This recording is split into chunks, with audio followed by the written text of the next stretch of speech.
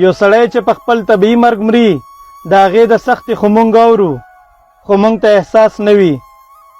بل مسافر چې کله د کلي نه روانېږي نو دا داسې مرګ وي چې دی خپل مرګ په خپله ګوري. خپله جنازه یې په خپلو اوږو اخیستې وي، ټولې سختې او تکلیفونه یې مخې ته شي، هر څه په خپلو سترګو ګوري. په ژوند د سفر د وخت زنکدن ګوري، کور ته د حسرت په ډکو سترګو ګوري چې ګنې خپل خوږ کور به پرېږدم. بچیان به مې بیا دغسې کلونو ته یوازې او بې اسرې پاتې شي، بیخي داسې لکه یتیمان چې وي، بیا به یې کلونه نه وینم. ښځه به مې بیا په زړو جامو کې د کور دننه کلونه انتظار کوي، ژاړي به او زړه به خوري. زما به د سفر غم په سر وي او ښځه به مې د ټول کور او بچو غم او درانه په نازکو اوږو وړي، بیخي ایکي یوازې. کور کلی حجره جومات چم او ګاونډ به مې بیا نه ګورم. بارانونه، خوږه هوا، د خپلې خاورې خوږ بوی او د خوند موسمونه به بیا نه وینم. هر څه ته به داسې ګوري لکه چې د دې نه مخکې بیخي نه وي لیدلي. هغه ملګري چې زما نه به یو ساعت نه جدا کېدل نو دوی به هم رانه پاتې کېږي.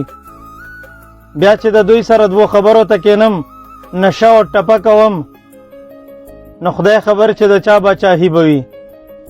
مسافر غواړي چې د چوټۍ دوران کې د خپلو بچو یو حسرت او خواهش نیمګړی پرېږدم، بس خو چې څه د خولې وباسي چې پوره کوم او راوړم یې.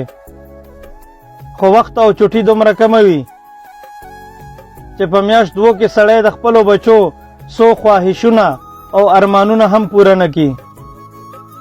بس خو چې خبرېږي نو د سترګو په رب کې چوټي او د خوند ورځې ختمې وي. بیا د ځان سره کري او ریبي چې بیا به زړه دومره څنګ تکړه کوم چې کلونو ته مسافرۍ ته ملا وتړم.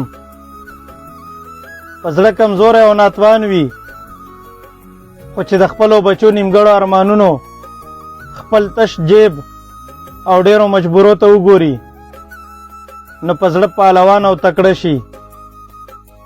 سترګې له اوښکو وچې کي او بیا د کوره لرې کلونو ته مسافرۍ ته روان شي. پردیس کې بیا د خپلو بچو عکسونه او تصویرونه ګوري، بیا هغه خواږه وختونه یادوي چې کوم د خپلو بچو سره یو ځای په کور کې په خوند تیر کړي وي. بس بیا یې فقط همدغه سهارا او اسرا وي. د محترم محمود ایاز صاحب شعر دی چې اوس مې د خپلې تنهایۍ سره یاري ده پخا، اوس مې د خپلې تنهایۍ سره یاري ده پخا، اوس رانه لرې پاتې شوې تماشې دي ټولې.